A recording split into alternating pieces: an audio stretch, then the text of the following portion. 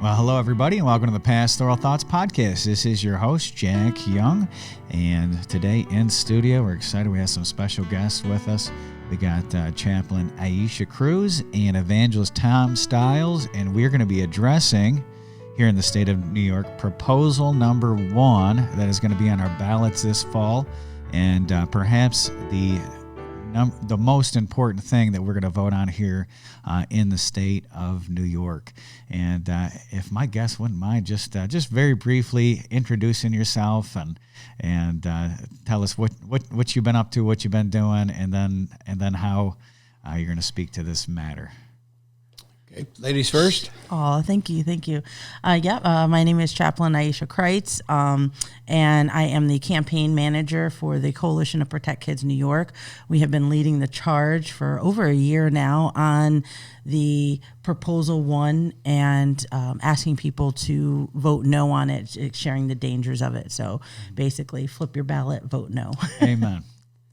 I'm Tom Stiles. I've been sent out from Lighthouse Bible Baptist Church as an evangelist. I guess it would be the title, or minister. I used to kind of reluctantly take that title, but I serve with a Rise ministry. I preach in different churches. I publish a newsletter each week, and then brochures. The series is called The Truth About, and I'm very concerned about this bill. I think, Pastor, you said it right. This is probably the most important thing that's going to be on the ballot this fall for the state of New York. We're already sliding towards becoming Sodom and Gomorrah. This bill would kind of put us on a permanent course to that end. When they have the authority of the government behind it. Correct. And so Brother Stiles here, Tom Stiles, he's going to read the amendment for us, the old, because it's called the Equal Rights Amendment, and obviously we're all for equal rights here. Absolutely. But how is this different than our old equal rights? Well, the left is always very good at naming things. Because, as you said, who's against equal rights? We don't believe in discrimination. We don't believe in bullying or harassing people for believing differently or looking differently or acting differently. But this bill puts things into place in our Constitution permanently that would be very difficult to ever pass any pro-life bill. It certainly takes away parental rights, and that's what Alicia will be speaking to. And then also, I'm very concerned this could be used as a form of persecution against Christians because it puts in place some things that are very dangerous. I'd like to read it so that we get kind of the context, and then I understand what's actually going to be on the ballot is somewhat different than the actual amendment. No person shall be denied equal protection of the laws of the state in any subdivision thereof. No person shall, because of race, color, and that's been part of the Constitution forever, I think, ethnicity, national origin, age, disability, creed. But then they start adding things. They add sex, including sexual orientation, gender identity, gender expression, pregnancy outcomes, reproductive health care, and autonomy. And then goes on to talk about shall be subject to any kind of discrimination. Part B is one that's Part A. Part B goes on to say, nothing in this section shall be invalidate or prevent adoption of any law, regulation, or program or practice that is designed to prevent or dismantle discrimination on the basis of the characteristics listed in this section. Nor shall any characteristic listed in this section be interpreted to interfere with, limit, or deny any civil rights of any person or any other charitable characteristics identified in this section. Now, it's a nonsense. Yeah, part of it is what they're doing is they're putting words into the Constitution that says now a woman has a right to determine the outcome of her pregnancy. That means right up to the moment of birth. Mm-hmm. So it's a very pro-abortion bill. But the danger on the other is gender expression, sexual orientation, and where do parents fit into this? So some are calling it the loss of parents bill. Parent Replacement Act. Yeah, that's what we've dubbed it, the Parent Replacement Act. And that's really around the age issue that's in there. So because they what they want to add is 96 words. You read that whole Part B, and just because you just read that. So the Part B, right? I mean, like that's one long run-on sentence. He really did read it the way that it is. There's like a few commas in there, and and what that does is it's reframing our Constitution. Basically, William Jacobson did an amazing 2 pieces that he's done, Legal Insurrection, on that Part B, that gives us, it lays the groundwork for reverse discrimination, right? And what it's saying is basically, right, like we learned in, I don't know, probably 4th or 5th grade that if something is a dog, right, how, you want to define a dog, you can't define a dog by a dog, right? That's not how you do it. But that's what Part B is doing. It's defining discrimination as discrimination, but based on arbitrary things, right? Like whoever it is, whatever judge you go in front of is going to determine that. So it's a very, very broad interpretation. Correct. And then with that top part, one of the part, right, if you guys read it, and I think everybody should, is it says at the end of it, pursuant to law, right? Which is not in the original, it's not there now. It's one of the added ones. And when you say pursuant to law, our question becomes pursuant to what law? Right? I mean, this Part B says it can dismantle discrimination. So some of our things that come into place, right? But am I going to get a fine? Am I going to go to jail? Am I going to have to pay $5, $500? Like what, pursuant to what law? And that's when we go back up to that age part, right? Why is it the Parent Replacement Act? Because if you can't discriminate based on age, then what's the definition of age here? They're not telling us, right? So it includes minors. Right. And legally, the definition of age is first breath to last breath. So what's notably missing is parent, minor, conscience. You know what I mean? Like what you're giving us something that is so vague and open. And so now if my child, especially coupled with these other things, and I'll let you take that back, but what does that mean for us as parents, right? If my kid goes to school, goes to the Y, wherever, again, because it says program or practice, goes to church, and all of a sudden says something like, oh, hey, I'm, want to get my ears pierced, or I'm struggling with my gender identity, and I want to, I'm a girl, so I'm just going to use boy, right? But I want to be a boy. Or what about abortion? Right. And then when there's telling the adult, which right now we have mandatory reporting laws, right? But if they say, I don't want you to tell my parent, boom. Oh, if then you tell the parent, you discriminate against my age. You're discriminating against my age, right? And if that's not the case, why did you amend this by 96 words but leave out words like minor, parent? Go back to the drawing board and make it make sense so that we know that we have those protections. So, but it seems to be purposefully left very, very broad, to broad interpretation. And they really don't define what is discrimination. Exactly. So if I tell a boy he has to use the boys' restroom, no matter how he self-identifies, that's discrimination. Right. Now, would that apply to a church? Exactly. Right. Would that apply to a Christian school? Right, because it doesn't tell you which one of these supersedes which one. Christian school says we'll not admit a homosexual student or a transgender student. That's discrimination, and that's illegal under this. So can they come after the school authorities? This is a dangerous bill. Very dangerous. This is a bill that and how does this wide affect open freedom of speech? I was just going to get to that. Yeah. So as a pastor who preaches the Bible. The Bible is definitely plain and clear. You would have to obfuscate it or muddy Scripture in teachings of sexuality. That God doesn't make mistakes, right? And as a pastor, and just be clear. I want to be, we don't want to be hyperbolic or anything like that. But again, these are issues that are facing our country right now and our state right now, right? So if you're preaching, just the book of Genesis right at the beginning, right? Like we don't even have to get much further than that. And somebody's sitting in your pew and they feel discriminated against. Let's go back to that Part B. This is about a feeling. The judge will decide if you actually were meaning to discriminate or not. It's right now the thought police. Thought crime. Right? But if that person feels like they're discriminated, decides to sue you, and in here, it doesn't tell us which one of these supersedes which one, right? So does my religious liberty matter more than not discriminating on my sexuality. It doesn't tell us, right? So it's going to go to court. But can your church afford a $10,000, $100,000 lawsuit, right? And once it happens to one church, it'll happen to others. Opens precedent. And what happens to the pastor?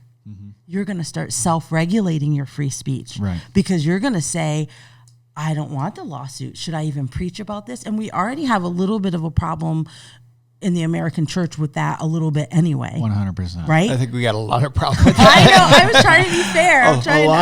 A lot of pastors are afraid to talk on political issues because of some of this. And most churches in America, the devil himself would not be offended exactly if he went there. So, I would try to be nice and fair. I'm sitting with pastors. But again, that self-regulation of free speech is very dangerous. And then it would be constitutionalized. And that's the only thing I'm going to end, this part, because I know you guys want to jump in, but that's the part that's really dangerous as well, is that people have to understand this is a constitutional amendment. This isn't just a bill, right? This was 10 years in the making, and this is the best they could do, right? If this goes, again, it's reframing our Constitution to a place that can't just simply be changed. In order to get this on the ballot, it had to go through your assembly and your Senate twice in consecutive sessions and pass, and then it comes to us, we the people, to pass. So you can't just turn around next legislative section and say, oh, you know what, we weren't clear enough, this isn't okay, oh, let's change this around. Fill it in after it gets voted through. Yeah, exactly. Yeah. You can't do that. So anyway, I just wanted to point once that it out. passes, it opens Pandora's box, really, to lawsuits. Courts, in fairness, have been very reluctant to enter into the affairs of churches. They generally stay clear of it. That's historically been true, but that's changing. We are seeing lawsuits against churches for a variety of things, including counseling. And so a student comes to you and says, I have trouble with my sexual identity. And the pastor says, well, you're a boy. You need to be a boy and grow up to be a man. That all of a sudden is discrimination. Malpractice. You can be hit with that kind of thing. There have already been lawsuits Absolutely in the country over things of that nature. So it's not wild speculation. This could happen. Exactly. In This is a very real secular threat. countries such as the United Kingdom and different European countries, Canada, more secular nations have really adopted that stance. Kind of. Actually, we're seeing in Europe, UK, they're all coming, they're backing Pendulum away swinging. because they're seeing that they've been experimenting on their kids in this way for over 20 years. And they've now come to realize that it's a mistake. And you can see all over the UK, no more puberty blockers. They've banned puberty blockers for minors. And yet now New York, we want to double down on it, right? They're talking about how all of these kids who were going through minor transgender surgery, and now they change their mind, right? Because a lot of times during puberty, that's what we're seeing. And that's all we're saying at the Coalition. Again, the Coalition to Protect Kids, we're a little bit different. And that's what we're saying. Within this minor spectrum, again, I'm Christian. What my personal belief is, right, is that, right, God doesn't make mistakes. But for this, all we're saying is that minors should not have the right, the equal authority as parents to be able to make irreversible medical decisions for themselves For the rest of their life. Where they can't, again, if a girl can't breastfeed because you chopped off your boobs when you were 14 because you were struggling, and they're doing it right in Rochester, New York. Golisano's Children's Hospital. Yeah, and I was going to say the age group that is most affected is who, what demographic is most affected by this transgenderism movement? Actually, it's children with autism and disabilities and they are the most vulnerable. And there's a Autism Action Network. They've been doing a lot of work on this, and they, right, because they want to fit in, everything is okay, and most of these transgender surgeries are being performed on children with disabilities and with autism or on the spectrum in some way. So again, how are we not discriminating based on disability, and then the most vulnerable is our disabled children? And it's dangerous. A lot of kids go through adolescence is a rough age. Junior high, I always tell churches, I commend Sunday school teachers at junior high kids, because that's a tough assignment. Yeah. Most kids are confused in junior high. That's kind of normal. But kids grow, we know about tomboys, but most kids grow out of it. There is a movement now of people that have gone through the transition surgeries and hormone blockers and now want to change. And if you've had a mastectomy or castration, it's too late. That can't be reversed. Yeah. There was a data released just this last week of hospitals that are actually performing this, and Strong here in Rochester has 229 Golisano Children's Hospital, number one. I didn't see that, but I'm not surprised. We know the University of Rochester is doing it as well. Mm-hmm. And when one of these administrators from out of state in a hospital said, "Why are you doing these surgeries? Why are you doing this to minors?" They said, "Well, to be honest, there's a lot of money in it." Yeah. Instead of being for the best interest of the child. Now, I use this as an illustration, Alicia, that if I grew up to be what I wanted to be when I was 12, I'd be a cowboy packing a 6-gun and shooting the bad guys. Mm-hmm. I have a friend that said if he had gotten what he wanted when he was 12 years old, he'd have one eye and walk on a peg leg because he wanted to be a pirate. Because we all, Right. Yeah. And it's that adolescent age, children need junior the high guide. age. Yeah, I have a 14-year-old son, and he has sworn off marriage. He's going to live in a cabin in the woods with his dog. And I was the same exact way when I was 14. And then I repented of my ways, and I got married. And kids need guidance. That's why God gave them parents. And this bill is a bill that says parents have no say in it. So we already have public schools that are encouraging kids to have transition surgery and treatments, hormone blockers, and the whole work. So we're trying to take away from the parents. That's right. And this is part of a movement to basically destroy the nuclear family. And give our children over to the government. And God is very clear from a parental aspect, right, and from the children's aspect of how important it is for us as parents, right? I mean, in Exodus, right, we're talking about 10 commandments, right? Not like setting a good example, but honor thy father and mother. That's right, and it's the first, right, the first commandment with a promise, right? And as well, when we look back at Deuteronomy, it's talking about children not honoring their parents, and that there's a curse that goes along with that, and there's a curse that goes along with parents, us, if we're not the ones that are instructing our children. And I mean, you guys are pastors, so, but again, honor your mother and father, fear not the chastising of the Lord, right? From whom a father loves, just, what I mean? Like we have all of these different things. Psalms 127, I use a lot, that, parenting is a sacred responsibility. And I think absolutely the Satan knows that, the government knows that, right? We can look at places like China and how, right, if they can steal our children, they can own the country. And I don't think, I like to give people the benefit of the doubt, but you both have said already how it's on purpose, right? And I do. You can't have something 10 years in the making and not then turn around and say either they aren't you being have an agenda, right? Either they're not forward thinkers and we're being forward thinkers for them, or they did it on purpose. Mm-hmm. Those are our two choices, So I think regardless of where you stand politically, whether you're atheist or Christian, all those different things, if we look at it from our children's standpoint and from what it means for us to have parental agency over our children, those are the things that can unite us. It transcends all of those things. And I think that's why so many people are able to come over, and break through the propaganda that's being pushed out there. So the first institution that was God ordained was the home.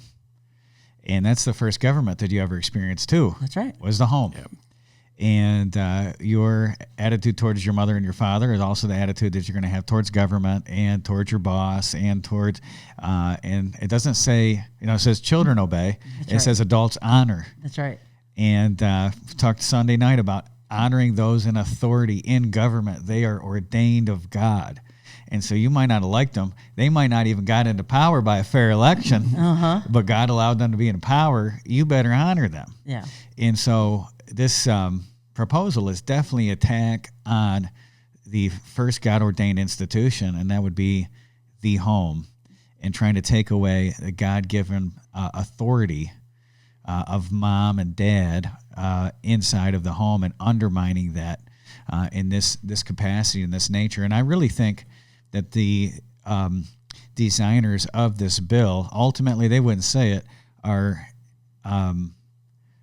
anti-human race.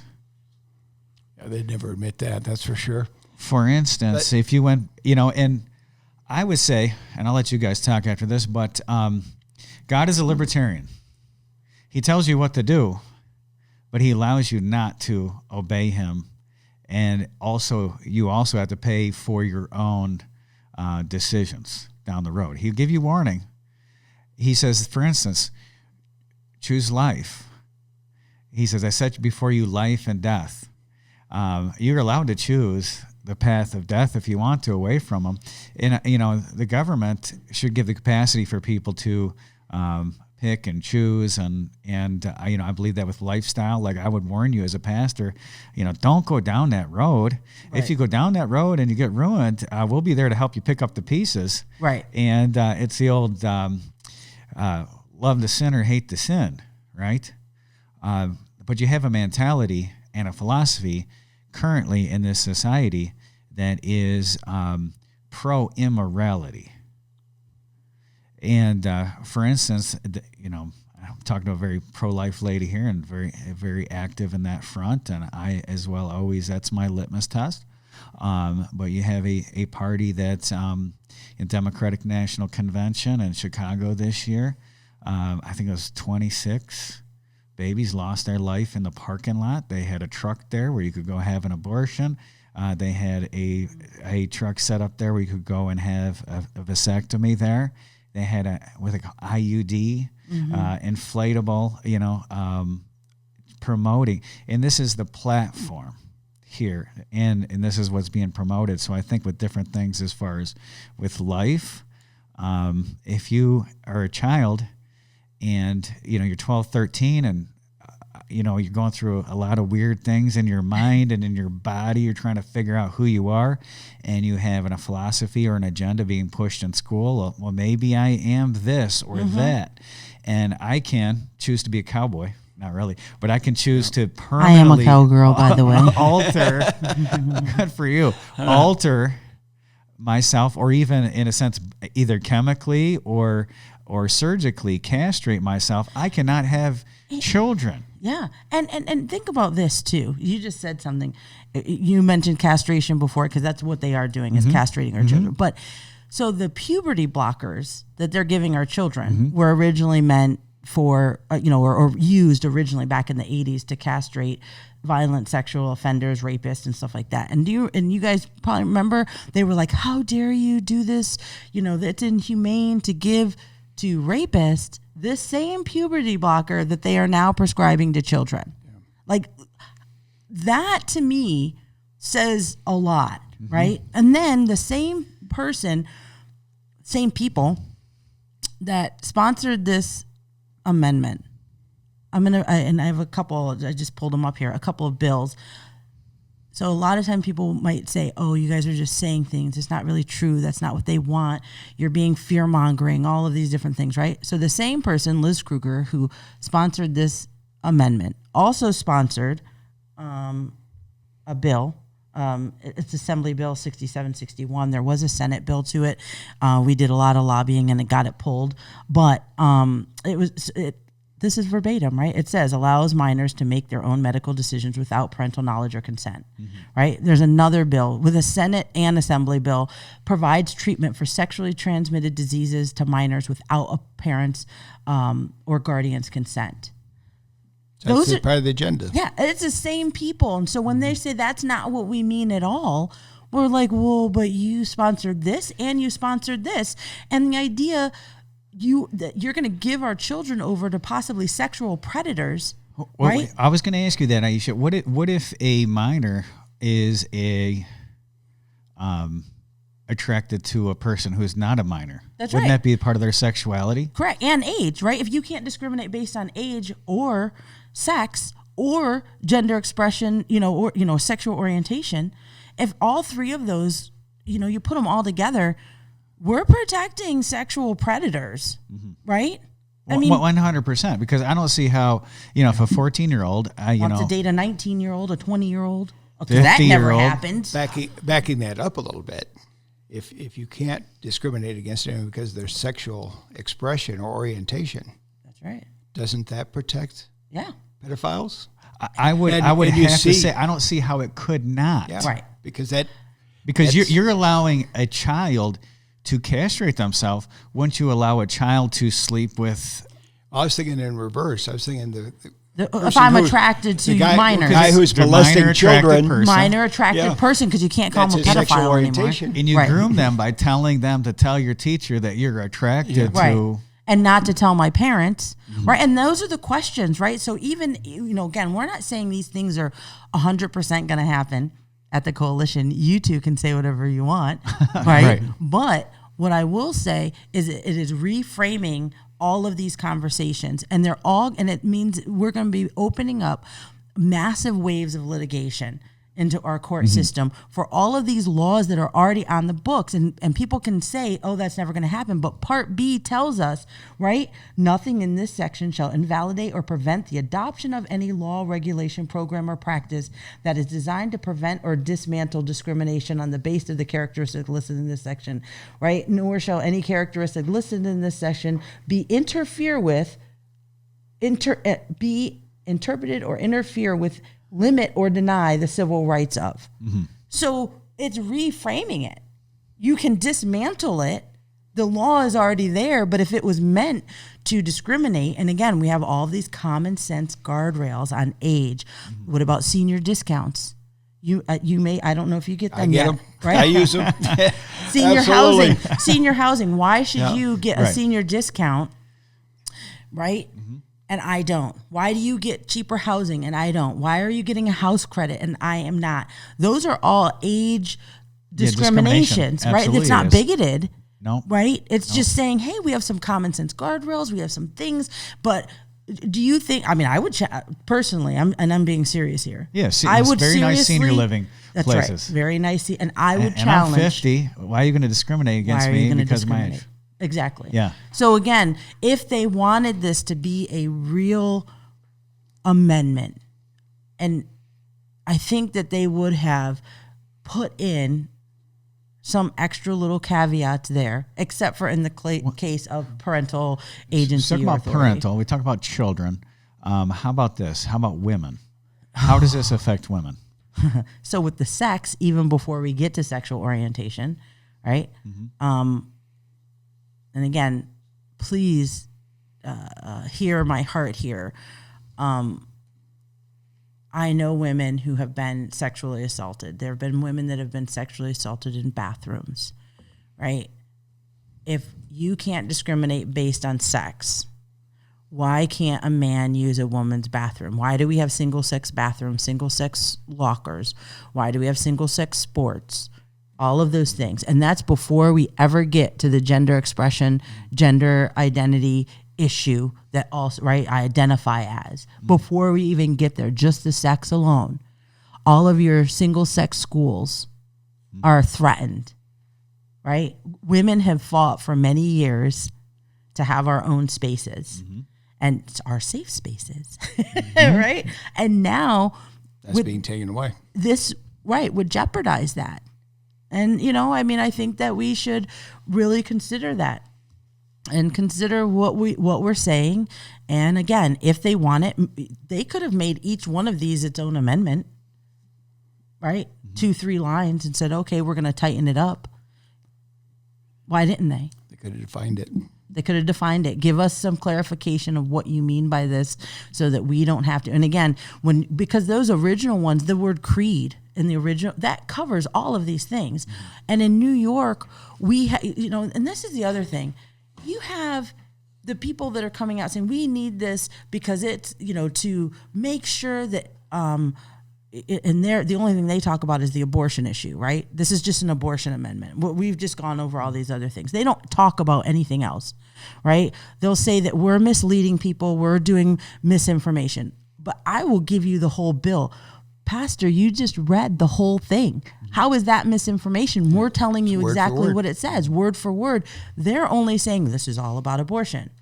If it is all about abortion, and it's to codify abortion into the Constitution so that it could never be dismantled, and then they turn around at the same time with a straight face and say it's not going to affect parental rights at all, and it's not ever going to codify or do anything.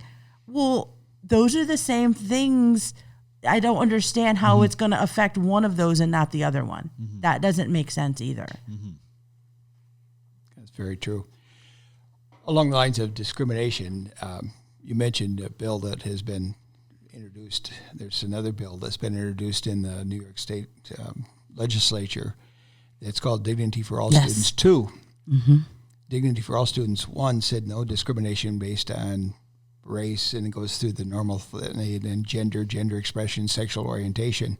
Dignity for All Students 2 would apply to non-public schools. That includes Christian schools, which means Christian schools would either have to deny what they believe or face the consequences, which would probably be closure. So it did not pass this year, and but it'll probably be reintroduced next January, or they could come back and vote on it. So nothing's ever dead in Albany. It can come back and haunt you. But right now, to say that they wouldn't do that is just flatly against the truth. The other thing that's, I think, good news that we should, because this has been kind of negative, the good news is a lot of people are waking up to the dangers of this bill. That's right. And that's what I thought we would wrap it up with, is what's being done, and then what can we do? Well, Alicia can talk about her group. I speak about it and have it in my newsletter, but New Yorker's Family just put out a story saying a statewide demonstration to oppose the intrusion of males into girls' sports has been scheduled for Thursday, October 24th. On that day, students in New York schools intend to conduct a walkout. The event is being referred to as Walk Off for Fairness Day. Allowing boys to participate in girls' sports is not fair. So we have all kinds of bizarre things happening in our country. I mean, one of the contestants in the next Miss Universe contest is a man. So you think of the most beautiful woman in the world could be a man next year. Several years ago, Bruce Jenner, who became Caitlyn Jenner, became the Glamour magazine's Woman of the Year. Well, you know, you're taking women and shoving them aside in favor of men who are physically built differently. God created men and women in his own image. We're not anti-women. We're all for women. I'm married to one, and I have 3 daughters, so I'm very prejudiced. But I would not want my daughter to be participating in football against a guy, or volleyball or basketball or any other contact sport. So it's a dangerous bill, but the good news is a lot of people are waking up to this, saying this is not right. Yeah. And this constitutional amendment is not right. There's a lot of things wrong with it. I am opposed to codifying abortion on demand. Especially, I think that's evil. It's an evil thing to kill a baby inside the womb, whether it's at 15 weeks or full gestation, 9 weeks. That's an evil thing. It's evil. But it's also unfair to say that to a child. You're lying to a child if you say you can change your gender. Right. You can't. Right. You can take hormone blockers so you don't develop as a teenager into a young man or young woman. You can have surgery to change the plumbing, but you cannot change the fact that you're made either male or female. You either have XX or XY. 100 years from now, they could dig up your body out of the grave and determine whether you're male or female. And they're not going to be looking at the plumbing. They're going to be looking at the genes and say, this is XX, it's a female, or XY, this is a male. And that's the fact. The truth of the matter is our children deserve the truth, not nonsense like this. This is an evil bill. It needs to be voted down. And I strongly urge people to vote no. It is not kind. It is not loving, tolerant. It is harmful. It is hateful. It is deceitful. It's a lie. A lot of the stuff that's being promoted through this kind of agenda. And God willing, like you said, over in Europe and other places, the pendulum's swinging back to common sense. It is. They're outlawing all of that stuff because they're like 20 years ahead of us. And as well, like as far as what people can do, is right. This is on us. This is we the people at this point, right? This is our vote. It's a 50+1 vote. That's it. The number one thing that you can do. And again, I will admonish Christians and gun owners especially, because we vote at less than 40% of Christians and gun owners vote overall. And that is, again, it's despicable. I do not approve in any way, shape, or form of that. Even before this, it is a responsibility that we have. It is a duty that we have in order as a woman. I'm Black. I'm a woman. I'm a Christian, and there's a lot of bloodshed in order for me to be able to vote. And so for us to take that lightly, I think is very disheartening. But when we're looking at, right, so if you're not registered to vote, register to vote. Mm-hmm. If you are registered to vote and you're like, oh, my vote doesn't count, we had 20 elections last year in New York that were decided on 100 votes or less, several that were 15 votes or less. Your vote counts. It's a form of voter suppression. Of what they do is say, oh, your vote doesn't really count. No, New York City does not outweigh your votes. They have more people. They don't have more voters. They have a lot of illegals. They have a lot of people that come and visit, but they do not have more voters than the rest. If Christians and gun owners were to vote, we would not be in the situation that we're in New York, period. As well, when he was talking about we're doing the Walk Off for Fairness Day on the 24th. If you're a coach, if you know a coach, if you are a mom, if you are a player, to walk off on the 24th. And again, we know that everybody's, your practice not practice, your game, maybe it's different everywhere. So we can't say, hey, this certain time walk off, right? Mm-hmm. It's about where you are at that time. And if you are a coach or you support someone, maybe you leave, something on the field, or, if you have a jacket or, some way, do it in your area to show support for women. Those are our scholarships that we're talking about. These are, and again, to be clear, this isn't about, wanting to be uncompassionate, but you shouldn't be forced to play, right? We have co-ed sports. We choose to do co-ed volleyball or co-ed softball, but that's very different, right? When you're in school, you're doing gym and we have the co-ed flag football. That's different than what we're talking about, forced to compete against. Right? Yep. You have some young lady has worked her whole life very, very hard to win a scholarship to a certain school or to win a gold medal or whatever. She should not be forced to. Correct.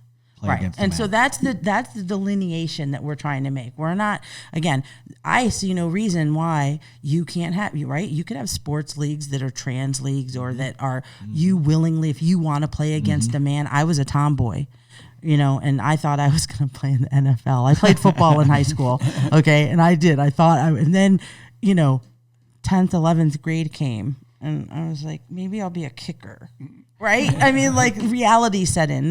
Because we don't see girls going and really playing on boys' sports that often because we have some common sense, right? And so we love everybody. We want everyone to be able to express themselves, to be able to compete, to be able to do those things. But we do think, again, in all fairness, that we have to look at those. A couple other things that you can do is you can go to protectkidsny.com and sign up and make sure that you stay informed of all the things. Right now you had mentioned about what the ballot, you're going to see on the back of your ballot. Yeah, it's on the back. People need to be reminded, you're going to have to turn the ballot over in order to vote on this. And what it's going to say, right? You won't, no reference to Part B at all. And of those 12 categories on the top, only 8 of them are referenced, and the word pursuant to law is not there at all. What you're going to see is to protect against the unequal treatment of. That's what it says, right? if you want to protect against the unequal treatment of, and then it lists the 8, I think, ethnicity, national origin, age, disability, sexual orientation, a pregnancy outcome. I think those are the ones. There might be one more that's in there. If you want to protect against the unequal treatment of these, right, then in the Constitution, right, vote yes to put it in to put these protections in the Constitution, no to keep them out. Who's going to vote no to that, right? If you aren't educated, it's misinformation. I would agree with that statement. It is misinformation. They're the ones putting that out. And we, again, besides registering to vote, we are being outspent 1,000 to 1. Okay? The only way that, prayer, because God, I believe this is his victory, 100%. If we win this, this is Gideon's army type of moment, right? Each one of you has to go tell your neighbor, tell 10 people, right? We have all sorts we have in Spanish, we have in English, we have this pamphlet for churches, we have another thing for churches, we have another flyer, we have buttons, we have lawn signs, we have all sorts of stuff. And we basically give it away for free for, again, depending on donations that come in. So as long as we have enough donations, we give it to people. You asked us, it's yours, and to hand it out, because that's the only way we're going to win this, is making sure that every person is educated, that you have to tell 10, things like this podcast, you tell 10 neighbors, when you go to vote, bring somebody to vote. And then as well, we have committees and all sorts of stuff but we have like 17 days left. So it's word of mouth and exponentially, mathematically, you telling people about it. And we win the conversation. I'm going to end with this. We win the conversation 80% of the time. The proponents of this are now telling people to not engage in conversation with us. Mm-hmm.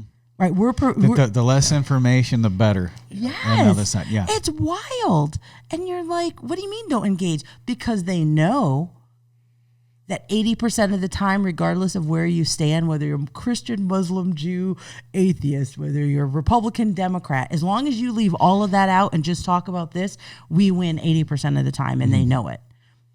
So that's my pitch of ways that you can help. Yeah. And every Tuesday we do have a virtual online presentation on this that people can sign up to and invite as many people to as they want. And where's that at? Where can people find that at? If you go to protectkidsny.com, there's a, underneath more, you can register for it. Protect Kids. Yeah. And Protect Kids with an S, ny.com. Okay. And they can register, send it out to your friends. And, there's, again, 6:00 every Tuesday. We've been doing these for months. Amen. Well, let me try to summarize. You guys can add to my summary, and then we'll close it. Okay. Jesus said, "Render unto Caesar the things that are Caesar, and unto God the things that are God's." Apostle Paul, Romans 13, says that the powers that be are ordained of God. In 1 Peter chapter 3, I believe it is, where Peter says, "Obey the king." One of the ways we render to Caesar, one of the ways that we honor the ordained of God rulers, one of the ways we obey the king is by voting, because in our particular government, it is set up as we the people. And I believe that you're doing God a dishonor by not doing your due diligence in voting. So register to vote and vote, particularly if you're Christians. And that's exactly, evil arises when good men do nothing, right? Niemöller said that. So vote, and then look, this is something positive. So be pro-life, be pro-family, be pro-women, be pro-children by flipping your little ballot over there and voting no on proposal number 1. That's my summary. Well said. Well said, yeah. President Biden said that the last election, 2022, was the election was the battle for the soul of America. Now, I don't agree with President Biden on many things, but I believe this particular election is a battle for the soul of America. It'll determine the direction of our country. This particular bill, this Prop 1, is going to determine the course of New York and whether Christians are going to face persecution or not. I believe that with all my heart. If this passes, I believe we're going to be inundated with lawsuits because we believe homosexuality is wrong. We believe abortion is wrong. We believe that you can't change your gender, and that's going counter the culture. So we need to take a stand. Christians need to take a stand, and this is why it's so very important this year to vote, and vote biblically as you can. Amen. Amen. All right. Well, thank you, everybody, for being on, and God bless you. If you have any questions, you can reach us at email, pastorthoughtsmail@gmail.com, and then visit us at pastorjack.org. And we do have something interesting I'm going to tell you later about, but Project Albany, I got to tell you about this too. We're going to try to get the Bible in every single office up there and on at the Capitol, every single legislator, and every single legislator's office, a replica we're going to try to give of the first Bible printed in America, approved by the Continental Congress. And we got that project coming up in February. So we'll let you know more about that. But God bless you. Thanks for listening today. Thank you. Thank you for having us. Thank you so much for watching or listening to the Pastoral Thoughts podcast. We'd love to hear from you. Please reach out to us at pastorthoughtsmail@gmail.com. Also, if you want to check out more about our ministry here, you can visit pastorjack.org. I do have a blog that I do write. I'd love to have you as one of my subscribers there. Also, if you enjoyed this video, please like, subscribe, and share. We'd love to hear from you. Thanks again for listening. God bless you.